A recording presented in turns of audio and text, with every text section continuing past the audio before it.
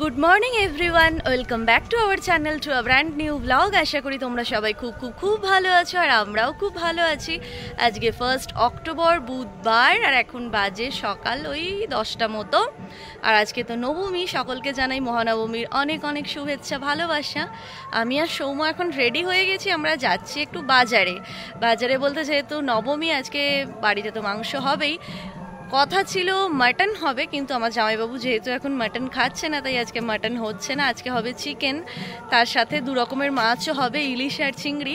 তাই আজকে চিকেনের ওপরেই আমরা রেখেছি, মাটনটা হবে একাদশীর দিন মেবি।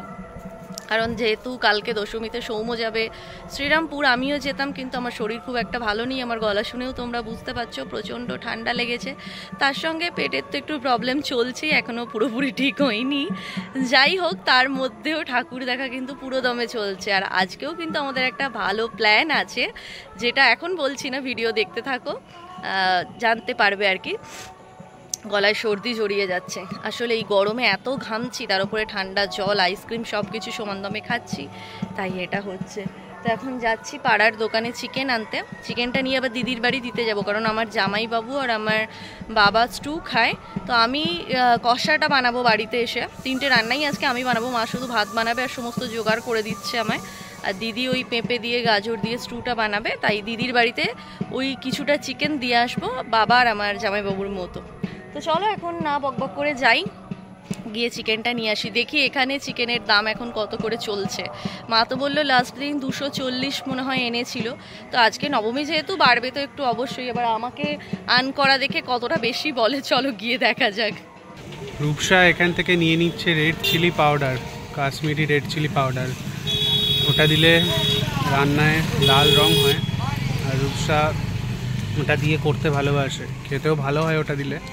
এখন তো চলে এসেছি চিকেন নিতে খেদাদার দোকানে। আর দেখো, এই সিস্টেমটা কিন্তু আমাদের ব্যাঙ্গালোরে আছে, এরকম স্লেটে লিখে ঝুলিয়ে দেয়, কাউকে জিজ্ঞাসা করতে হবে না। তো এখানে কাটা 230 আর গোটা 150, আমি কাটাই নেব। তো চলো চিকেনটা এখান থেকে নিয়ে নিই। আবার কি সুন্দর মুরগির ছবি আঁকা আছে এখানে, রসুন আদা আলু পেঁয়াজ সব কিছু, মানে যেগুলোর ছবি আছে সেগুলোই পাওয়া যায়। চলো আমি নিয়ে নিই। রূপসা এখন মাংসটা রেখে দিচ্ছে। রেখে দিয়েছো? দিদিদের মাংস দিদিকে দিয়ে দিলাম, দিদিদের মানে আমার জামাইবাবু আর আমার বাবার। এবার আমি চলে যাব আমাদের বাড়ি, চলো। আজকে রান্নাটা তো আমিই করব। তো প্রথমে বানাচ্ছি চিংড়ি আলুর যে তরকারিটা, আর চিংড়ি মাছটাও এখানে আমার মা একটু নুন হলুদ দিয়ে সেদ্ধ করে নেয়, ভাজলে অনেক সময় ছিটকিয়ে যায়, তো যেহেতু এটা ফ্রিজে ছিল তাই এটাকে একটু সেদ্ধ করে নিয়েছে, এটা দিয়েই বানাবো। আর এখানে ইলিশ মাছটাও নুন হলুদ মাখিয়ে রেখেছে, তেলটা ভাজা হবে আর ইলিশ মাছে সর্ষে পোস্ত দিয়ে ওই কড়াইয়ের মধ্যে ভাপাটা বানাবো। চিংড়ি মাছের তরকারিটা তো আমার হয়েই গেছে, জল দিয়ে এখন একটু ফোটাতে দিয়েছি। খুব বেশি ঝোল রাখবো না, যেহেতু চিকেন হবে তাই অল্প একটু গা মাখাই করবো। ততক্ষণে আমি ইলিশ মাছ ভাপার জন্য টক দই দিয়ে সর্ষে পোস্ত বাটা দিয়ে ওই যে গ্রেভিটা ওটা রেডি করে নিই। চিংড়ি মাছ আলুর রসাটা তো হয়ে গেছে, এখানে আমি ইলিশ মাছের তেলটা অল্প একটু ভেজে নিলাম। এবার আমি আগে সর্ষে ইলিশ বা দই ইলিশ যেটাই বলো, আমি দই আর সর্ষে দুটোই দিয়েছি, ওটা এবার বসিয়ে দেব। দই ইলিশটা তো এখানে বসিয়ে দিয়েছি, আর কাঁচা লঙ্কাগুলো এটাতে চিড়ে দিতে হয়, কিন্তু আমার জামাইবাবু যেহেতু খাবে, ওর তো গল ব্লাডার অপারেশন হয়েছে এই 1 মাস হলো, তাই ও লঙ্কা একদমই খায় না, আর এই জন্যই কাঁচা লঙ্কাগুলো ছিঁড়ে দিতে পারিনি, গোটা দিয়েছি। আমরা একটু ওটা ভেঙে মেখে খেয়ে নেব। এবার এটা ঢাকা দিয়ে দিই, এটা 10 মিনিট মতো হলেই হয়ে যাবে, ম্যারিনেট করে বেশ অনেকক্ষণই রাখা ছিল। এবার চিকেনটা করলেই আমার রান্না কমপ্লিট। আমার তো 2টো রান্নাই হয়ে গেছে, এখানে চিকেনটা এখন ঢাকা দিয়ে সেদ্ধ হচ্ছে, আর তার ফাঁকে গরমে এতটা জল তেষ্টা পেয়েছে, আমার মা আমাকে ঠান্ডা ঠান্ডা লেবুর শরবত বানিয়ে দিল, এখন এটা খাবো আমি। আমি তো এখানে রান্না করছি, আর আমার দিদিকে দেখো সাত ভরে চান করে পুজো করে একেবারে চকচকে জামা প্যান্ট পরে সুন্দর চলে স্যুপ রান্না করে, হ্যাঁ ওই একটা স্যুপ করে তুমি এবারে উদ্ধার করে দিয়েছে। দেখো সেজে গুজে লিপস্টিক লাগিয়ে পুজো প্যান্ডেলে এসে বসে আছে, আর আমি দেখো আমার মায়ের সুরাহার জন্য রান্না করে মরছি। আমার কোনো প্যান্ডেলও নেই, কিছুই নেই, আমি রাঁধছি। আর এদিকে একে দেখো, কিন্তু একে যে কত কথা শোনাচ্ছি আমি আর মা, এর কিন্তু কোনো গায়েও মাকে না। ও চুপচাপ, ওকে বলছি তোর কোনো রান্না নেই, আমি এসে খাটছি এই তাই, ও বলছে করছিস কেন? আমি রান্না করি না বলে আমার হাতে ফোসকা পড়েছে। হ্যাঁ, ও রাঁধে না, কোথা থেকে হাতে একটা ফোসকা করে এসেছে আর প্যান্ডেলে হাইলাইট করছে, সবাই বলছে এই তোর হাতে কি করে ফোসকা পড়লো রে। আমি বলছি ও তো কোনোদিন খুন্তি ধরে না, ওই জন্য পড়েছে। কোথা থেকে এটা করেছে, পায়ে হলে নয় বুঝতাম জুতো পরে হয়েছে, তাও নয় হাতেতে কোথা থেকে করেছে কে জানে। দিয়ে এখন ও সেজে গুজে, এই কুর্তিটা লাস্ট ইয়ার আমরা দিয়েছিলাম, পরেনি তখন, এতদিনে পড়েছে, মেহেন্দি কালার। আমার বাবার তো স্নান হয়ে গেছে, মা বাবাকে স্নান করিয়ে দিল, তারপর আমি যে গেঞ্জিগুলো এনেছিলাম বাবাকে সেই গেঞ্জিটা পরিয়ে দিয়েছি, একটু ডিও মাখিয়ে দিয়েছি। আর দেখো আমার বাবাকে এখন কত সুন্দর দেখতে লাগছে। বাবা একবার তাকাও, চোখ খোলো, তোমার শরীর কেমন আছে বলো? Very good. 10-এ কত? হ্যাঁ 9? জোরে জোরে কথা বলো। শরীর ভালো আছে? তাহলে আজকে কি দিয়ে ভাত খাবে? যা হবে তাই দিয়ে? আজকে হয়েছে চিকেন স্টু আর ইলিশ মাছ হয়েছে, একটু ইলিশ মাছ খাবে? আর চিংড়ি মাছও হয়েছে, চিংড়ি মাছ খাবে না? একটা খাবে? ঠিক আছে। দেখো আমার বাবাকে কত সুন্দর দেখতে লাগছে আজকে। সবাই তো এখন এখানে খেতে বসে গেছে। আর আমার দিদি দুর্গাতলা থেকে এই যে ভোগ এনেছে, পোলাও আলুর দম সাথে বোঁদে, সেগুলো আগে খাওয়া হয়েছে একটু করে, বাকিদের জন্য রাখা আছে। আর এখানে সৌম্য এখন খাচ্ছে, চিংড়ি খাওয়া হয়েছে, এখন ইলিশ খাচ্ছে, এরপর চিকেন খাবে। ভালো হয়েছে রান্না? সৌম্য তো বসেছে টেবিলে আর আমরা সবাই বসেছি গোল করে নিচে, এই যে সবাই মিলে খাচ্ছি। গুবলু খাবে না, গুবলু ওই যে ঠাকুরের মন্দিরে ওখানে ভোগ খেয়ে নিয়েছে, তাই ও আর খাবে না এখন। এবার আমার জামাইবাবু বলবে রান্না কীরকম হয়েছে আমার। ভালো হয়েছে আমার রান্না গো, দেখো বলছে অপূর্ব। বাবা আবার অতিরিক্ত। ওটা ওটা তোমার বউ বানিয়েছে, আমি করিনি। ইলিশ মাছটা তো অসাধারণ, যেমন কালার তেমন তার টেস্ট। হ্যাঁ হ্যাঁ। আর আমার ভাতটা বানিয়েছে অপূর্ব, এতদিন এরকম ভাত খুব কম, একদম ঝরঝরে। আমার বাবা চেষ্টা করলো পাটাকে পায়ের ওপর তোলার, কিন্তু পারলো না, আবার টুকটুক করে নামিয়ে দিল। ও বাবা তাকাও, চোখটা খোলো। হ্যাঁ এই তো আমরা এখানে সবাই বসে গেছি খেতে। মা এখনো খায়নি, কারণ ওই মৌসুমি দিদি আসবে, মৌসুমি দিদির সঙ্গে খাবে আমার মা। আজকে ভাত খাবে দুটো। আমি এখন এখানে সৌম্যর জামা কাপড় নিয়ে বসেছি, সৌম্য আজকে কি পরবে এটা দেখার জন্য। আজকে তো নবমী হয়ে গেল, কালকেই পুজো শেষ, কিন্তু আমাদের জৌগ্রামে একাদশীর দিন ঠাকুর ভাসান হয়, তাই এখনও আমাদের 3 দিন পুজো আজকে ধরে বলা চলে। তো সৌম্যর এখানে দুটো জিন্স আছে, এই জিন্সটা এবছর দিদিরা দিয়েছে পুজোয়, আর এটা জামাই ষষ্ঠীতে মা দিয়েছিল। আর মা তো ওকে জামা প্যান্ট কেনার টাকা দিয়েছে, কিন্তু এই মুহূর্তে বেকার আর লাগছে না, আমি কিনবো না, ওটা আমি নিয়ে যাব পরে ব্যাঙ্গালোরে, প্রয়োজন পড়লে কিনে নেব। আর আমি তো কিনেইছি আমার, ধরুন তোমরা দেখেছো গতকাল পরেছিলাম। আর আজকে আমি পরবো হচ্ছে এটা, এই 3 পিসটা, এটা আজকে আমি পরবো। আর সৌম্যর এখানে 3টে শার্ট আছে, আর কালকে তো একটা টি শার্ট পেয়েছে আমার কাকারা দিয়েছে, সাথে দিদিও একটা টি শার্ট দিয়েছে, কিন্তু দিদির টি শার্টটাও অনেকটা বড় হয়েছে, ওটা চেঞ্জ করতে হবে। তাই আজকে এই শার্টটা পরবে না এই শার্টটা পরবে, এটা নিয়ে আমি কনফিউজড। আর এই দুটো জিন্সের কালার অনেকটা সিমিলার হয়ে গেছে, দেখো এটা দিদিরা দিয়েছে, এটা আমরা কিনেছিলাম জামাই ষষ্ঠীতে, মা টাকা দিয়েছিল মা বাবা, সেটার দরুন। এটাও তাই। আর এটা তো একটা হাফ শার্ট, বুঝতে পারছি না যে কোনটা ও পরবে। ও তো বলছে এই জিন্সটা দিয়ে এটা পরবে, দেখা যাক, এটাই ওর বের করি, আর আমি তো এটাই পরবো। লাস্ট অবধি ফাইনাল হলো ও এই জিন্সটা দিয়ে এই শার্টটাই পরবে যেটা দিদিরা দিয়েছে। তো মায়ের দেওয়া জিন্সের সঙ্গে দিদিদের দেওয়া শার্টটা পরবে, আর এটার সঙ্গে এটা একাদশীর দিন পরে নেবে। চলো এগুলো আবার তুলে রাখি। আর এটা কবে, এটা লক্ষ্মী পুজোয় পরে নেবে, এটা তো বেঁচেই গেল। এর সঙ্গে আমার একটা ড্রেস কিনেছিলাম ম্যাচিং করে সপ্তমীতে পরবো বলে, কিন্তু সপ্তমীর দিন তো অন্য পরা হয়ে গেল, তাই আর এটা পরা হয়নি। বেজে গেছে 7:15, আর সৌম্যর অফিসের কল এই কিছুক্ষণ আগে শেষ হলো, আর আমরাও দুজনে একদম রেডি হয়ে গেছি। আমি তো আজকে এই 3 পিসটা পরেছি, তোমরা তো দেখেইছো, এটা ব্যাঙ্গালোর থেকে কিনেছিলাম। এই দুটোই আমার মা বাবা দিয়েছে, মানে আজকে যেটা পরেছি আর গতকাল যেটা পরেছিলাম। আর সৌম্য এই যে দিদিদেরটা পরেছে। তো এইভাবে রেডি হয়েছে, আমাদের কীরকম লাগছে অবশ্যই কমেন্টে জানিও। কেউ বলুক না বলুক, সৌম্য নিজেই বলে দেয়। আর আজকে পিঙ্ক কালারের লিপস্টিকটা অ্যাপ্লাই করেছি, আর ওই তো সাজবোধে লিপস্টিক আর কাজল। আর এই গরমে কিছু সাজতেও ভালো লাগছে না। আর এই যে ইয়াররিংসটা দেখছো, এটা দিদিভাই আমাকে গিফট করেছে।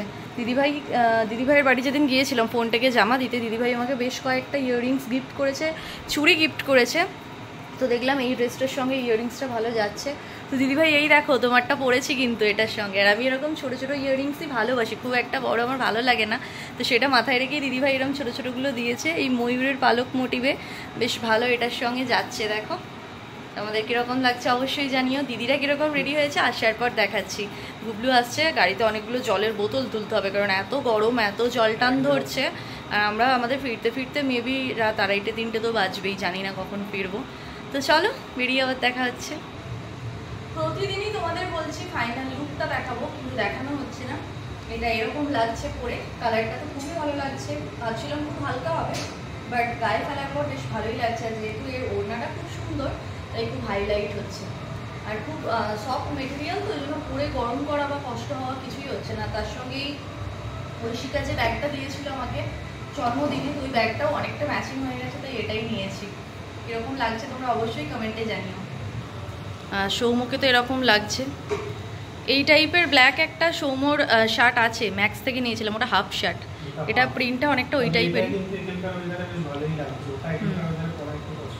হ্যাঁ চলো এবার বেরোনো যাক। সৌম্য হাতাটা গুটিয়েছে, একটা বড় একটা ছোট।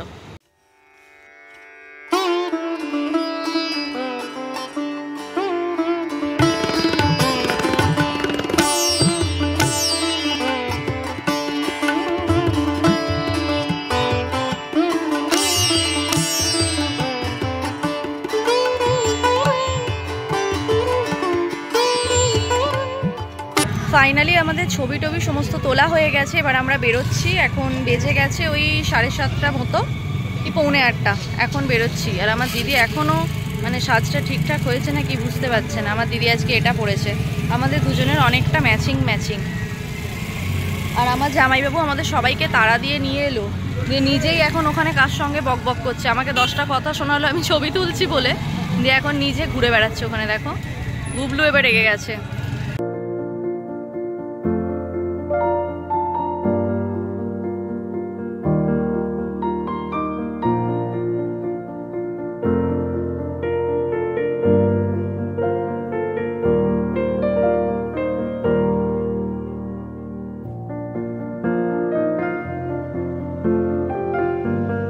তো তোমরা তো দেখেইছো আমরা দুর্গাপুর ঠাকুর দেখার জন্য বেরিয়েছি।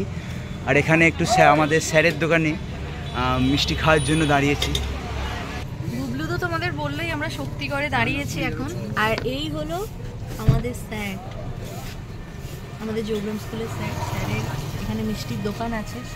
স্যার শক্তিগড়ের গরম গরম ল্যাংচা নিয়ে এসেছে। সবাই দাঁড়িয়েছে এখানে, আমাদের একটু ব্রেক হয়েছে। চা, ঝালমুড়ি, তারপর ওটা কি বলে 12 ভাজা। এই যে স্যার, এই যে গুবলু। আমরা তো সবাই দাঁড়িয়েছি এখন শক্তিগড়ে একটু কিছু টিফিন করতে। তো এখানেই হচ্ছে আমাদের স্যারের দোকান। শক্তিগড় মানেই ল্যাংচার জন্য বিখ্যাত, তোমরা তো জানোই। স্যারেদের দোকান হচ্ছে আদি ল্যাংচা ভবন। সেখান থেকে স্যার ল্যাংচা খাওয়ালো সবাইকে, চা খাওয়ালো, তারপর মুড়ি নিলাম আমরা। এখন আবারও সৌম্য আর আমার জামাইবাবু গেছে আর 1 রাউন্ড চা খেতে। মুড়ি হলো, 12 ভাজা হলো, সব কিছু খাওয়া দাওয়া হলো। এখন আমার দিদি মুড়ি খাচ্ছে, আমিও তাই। এখন 8টা 10-15 বেজে গেছে। প্রথমে আমরা যাব দুর্গাপুর, তারপর হয়তো বর্ষুল, বর্ধমান। স্যারের সঙ্গে অনেকদিন পর দেখা হলো, খুব ভালো লাগলো। স্যার একই রকম আছে, আমাদের সময় প্রথম স্যার গিয়েছিল তখন যোগরাম স্কুলে। এখন গুবলু পড়ছে, এখনও স্যার আছেন। তো চলো খাওয়া দাওয়া করে নিই। আমরা তো ঢুকে গেছি দুর্গাপুর। আর এখানে দেখে নেওয়া হলো কোথায় কোথায় বেশ ভালো ঠাকুর আছে। তবে সব জায়গাতেই তো এখন নো এন্ট্রি, দেখা যাক কটা ঠাকুর দেখতে পারি। আর এখন বেজে গেছে 9:25।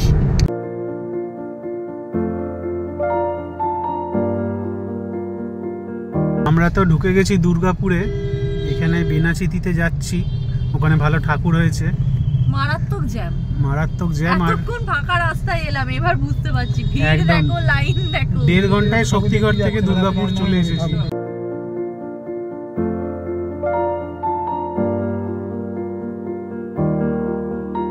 আমরা তো নেমে গেছি দুর্গাপুর ব্যানাচিতি মোড়ে। তো এখন আমরা হাঁটছি, অনেকটা হাঁটতে হবে। দেখতে পাচ্ছ পুরো গাড়ি একদম হ্যাঁ ফ্লাইওভারের ওপরেই পার্কিং করে দিয়েছে। আমার দিদি ভাট বকছে এখানে। আমার জামাইবাবু কোথা থেকে খবর পেয়েছে কি দুর্গাপুরে খুব ভালো ভালো ঠাকুর হয়েছে, যে কারণে এখন দুর্গাপুর চলে এসেছি।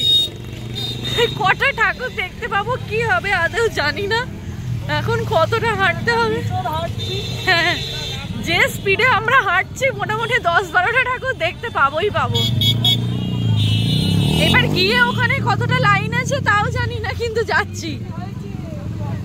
চলো, আমরা চলে এসেছি দুর্গাপুরের ভিরিঙ্গি মোড়ে নবারুণ সঙ্গে ঠাকুরটা দেখতে। মারাত্মক পরিমাণ ভিড় হয়েছে, বেশ অনেকটা হেঁটে আমরা এলাম। তো চলো দেখতে থাকো।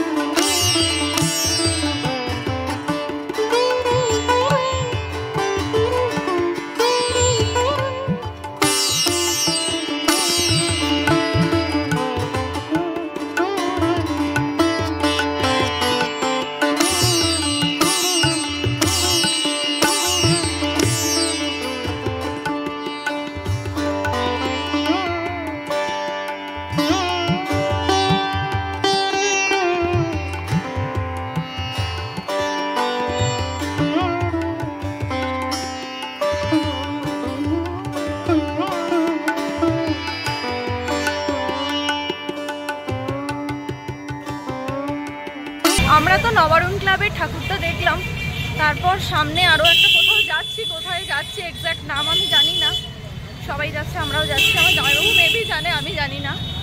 কিন্তু আমরা মোটামুটি 5 কিলোমিটার হেঁটে ফেলেছি, আর প্রত্যেকে দরদর করে ঘামছে, কারণ এখানে এমনি গরমটা একটু বেশি।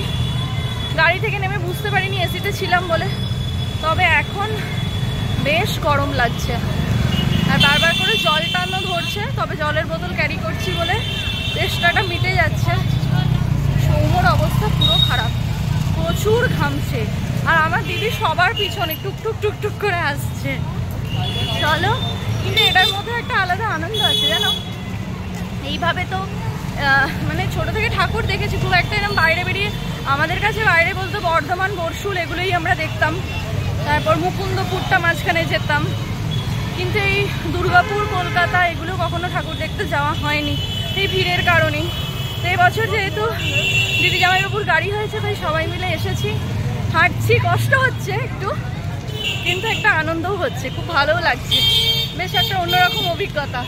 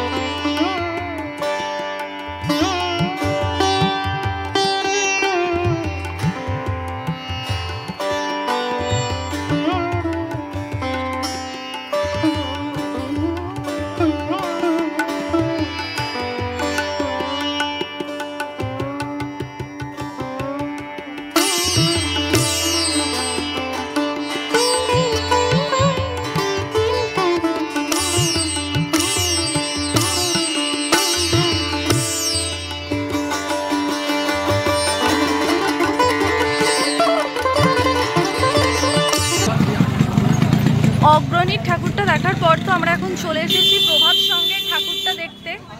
তো চলো এবার দেখি গিয়ে এখানের প্যান্ডেল বা ঠাকুর কীরকম হয়েছে। অগ্রণীরটা তো খুব ভালো লেগেছে আমাদের প্রত্যেকের, যেমন ঠাকুর তেমন প্যান্ডেল, এত নিখুঁত প্যান্ডেল এই বছর এই প্রথম এটাই দেখলাম।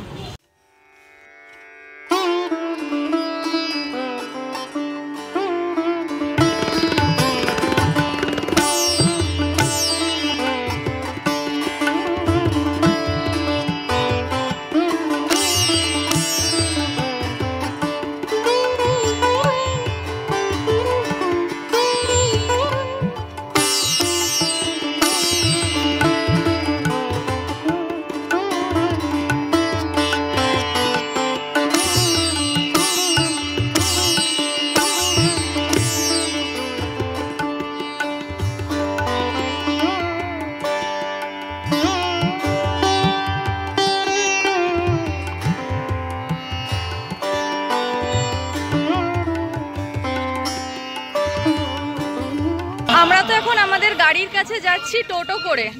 কারণ অনেকটা দূরে আছে।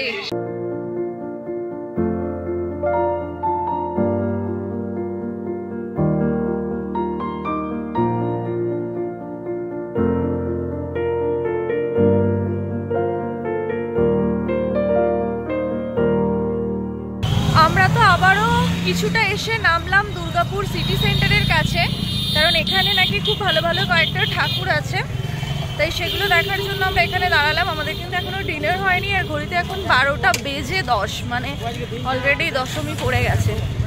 তো চলো, আমরা বেরিয়েছিলাম নবমীতে, ঢুকবো দশমীতে।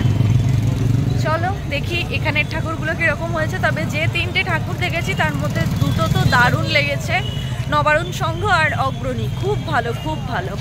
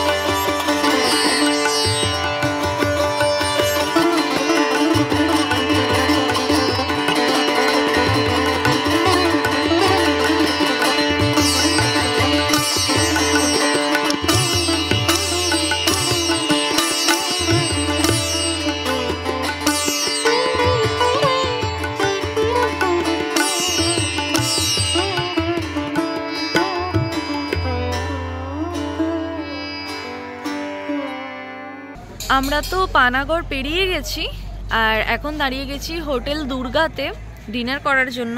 আর ঘড়িতে এখন 1টা বাজতে 10। তো কোথায় দাঁড়াবো, কি খাবার পাবো বুঝতে না পেরে এখানেই দাঁড়িয়েছি। অনেক রেস্টুরেন্ট তো বন্ধই হয়ে গেছে, কারণ অলমোস্ট 1টা বাজে। তো চলো, এখানে মোটামুটি খাবার পাওয়া গেছে, রুটিই খাওয়া হবে, কারণ এখন খুব রিচ কিছু খেলে সেটা মানে হজম হবে না আর কি। এই যে এই ঘড়িটা তো 1টা বাজতে 5। চলো, অর্ডার দেওয়া হয়ে গেছে, এবার একে একে খেয়ে নিই। খিদেও পেয়েছে, অনেকক্ষণ আগে ওই টিফিন করেছিলাম শক্তিগড়ে।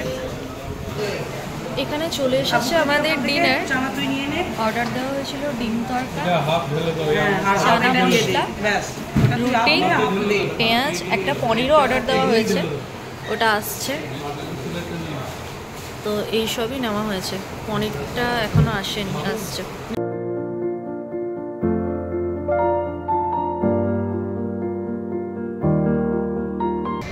এখন বাজছে 1:20, আমাদের ডিনার হয়ে গেছে। এবার আমরা ফিরবো।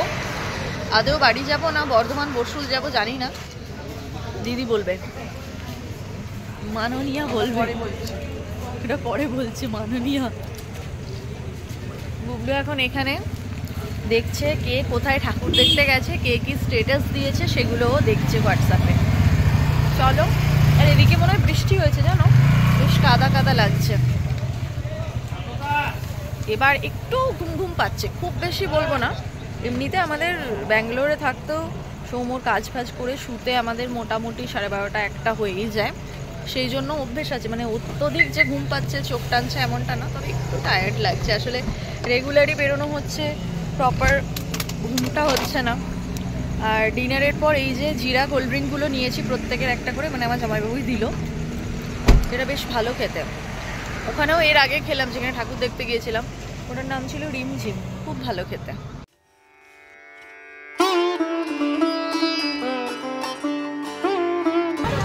ঘড়িতে এখন রাত 2:05 আর আমরা চলে এসেছি এখন বর্ধমানে ঠাকুর দেখা শুরু করলাম কেশবগঞ্জ বারোয়ারি দিয়ে।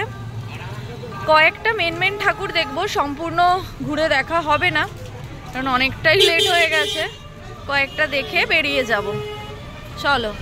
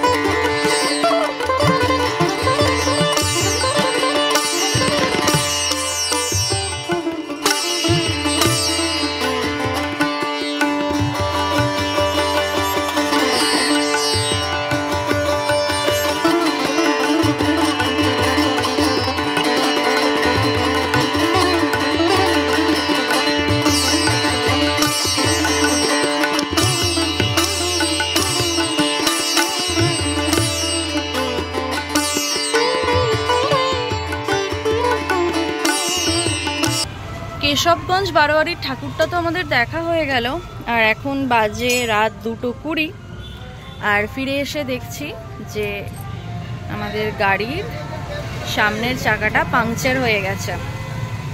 তো যে স্টেপনিটা থাকে স্টেপনিতেও হাওয়া কম আছে, আর যেহেতু এতটা রাত হয়ে গেছে লোকাল কোনো গ্যারেজ এই মুহূর্তে খোলাও নেই, ভোর না হলে খুলবেও না, কি করব না করব এখন তো কিছু বোঝাই যাচ্ছে না।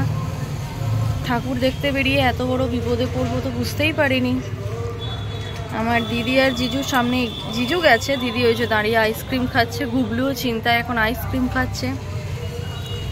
এই যে আমার জিজু একটা টোটো ডেকে এনেছে, এখন টোটো করে এই দাদা নিয়ে যাবে স্টেপনি প্লাস এটাকে। তবে এই দাদা খুব হেল্পফুল, খুব তাড়াতাড়ি কাজ করছে। কিন্তু দেখা যাক কখন এই বিপদ থেকে আর কি মুক্তি পাই, কখন গাড়ি ঠিক হয়। এরপর আর ঠাকুর দেখা হবে বলে মনে হচ্ছে না, এবার বাড়ি ফিরবো। কিন্তু কতক্ষণে এটা ঠিক হবে এটাই বোঝা যাচ্ছে না।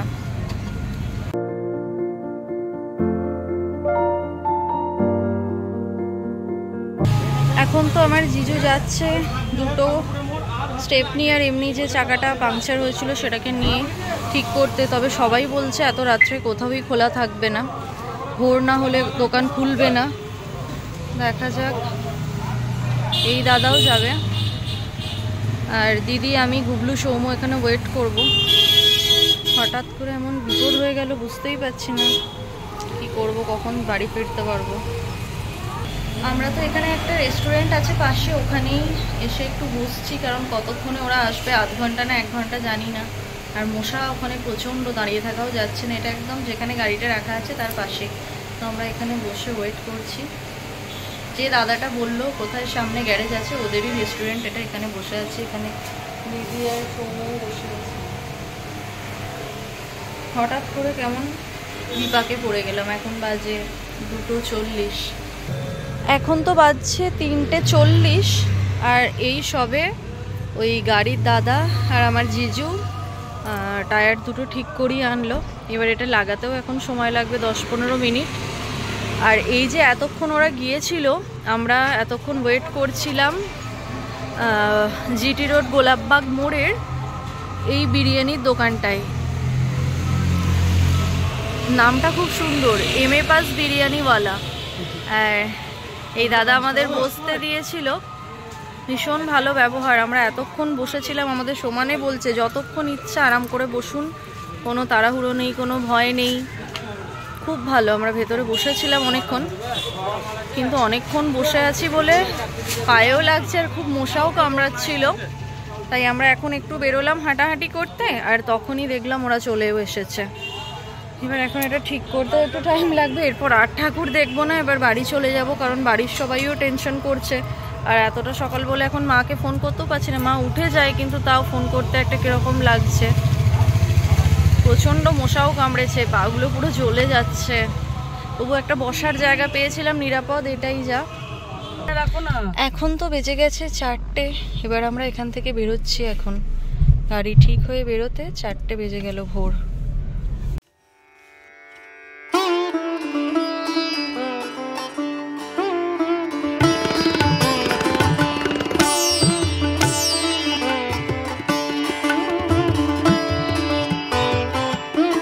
আমরা এখন চলে এসেছি বাজেপ্রতাপুরে কাশী বিশ্বনাথ ধামের এবছরের থিমের পুজোটা দেখতে।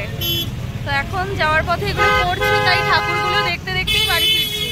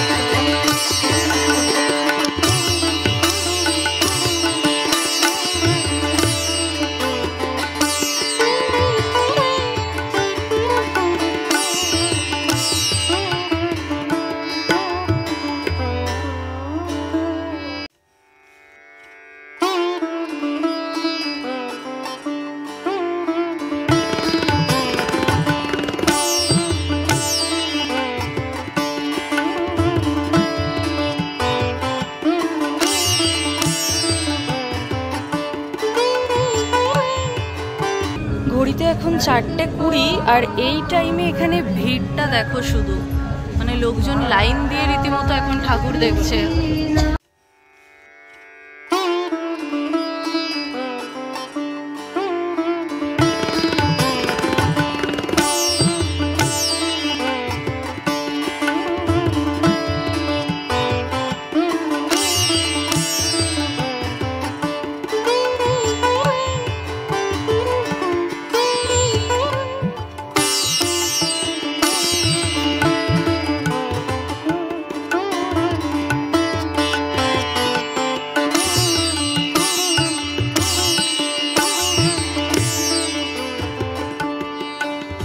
সকাল 4:30 এখানে লাইনটা দেখো, মানে এত ভিড়। তার মানে সন্ধেবেলা বা বিকেল থেকে এখানে ভিড়ের পরিমাণটা কীরকম ছিল শুধু ভাবো। প্রত্যেকটা মেলার দোকানও এখনো খোলা, প্লাস এরকম মারাত্মক লেভেলের ভিড়।